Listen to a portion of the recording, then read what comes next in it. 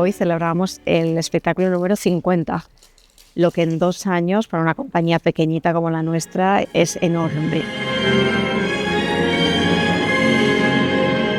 Pues es un poco una fusión entre dos historias. Una es una exposición que hicieron hace años que yo vi por casualidad en el Smithsonian de Washington, que se llamaba Lost Letters, y era una exposición donde habían recopilado cartas perdidas de diferentes guerras y las estaban exponiendo al mismo tiempo que estaban buscando a los descendientes. Eran joyas emocionales.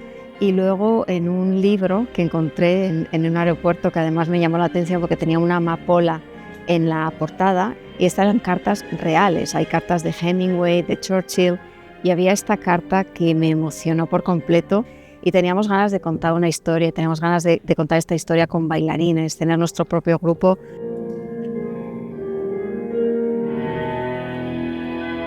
Queríamos que muchas de las cosas que aparecen son muy simbólicas para nosotros, como hablaba de la amapola, que en ese momento ella se convierte en una amapola en la mente de él. Para nosotros todo tiene un sentido y una razón de ser, no es algo simplemente visual. Dentro de esa emoción que tenemos, que pensamos, nos transportamos al rol, creamos algo que visualmente es hermoso, pero muchas veces es por compartir ideas. Yo siempre le digo a Matthew, no hay ninguna idea que es mala, lo que es malo es no tener ideas.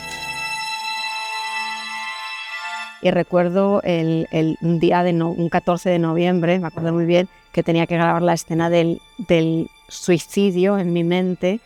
Fue terrible, hacía un frío enorme, hacía un viento congelado, el agua estaba peligrosísima porque tiraba muchísimo, y cada vez que estoy en el escenario y que estoy mirándome a mí misma en esa pantalla, lo siento como si estuviera allí, y es algo maravilloso al mismo tiempo que fue terrorífico en aquel momento.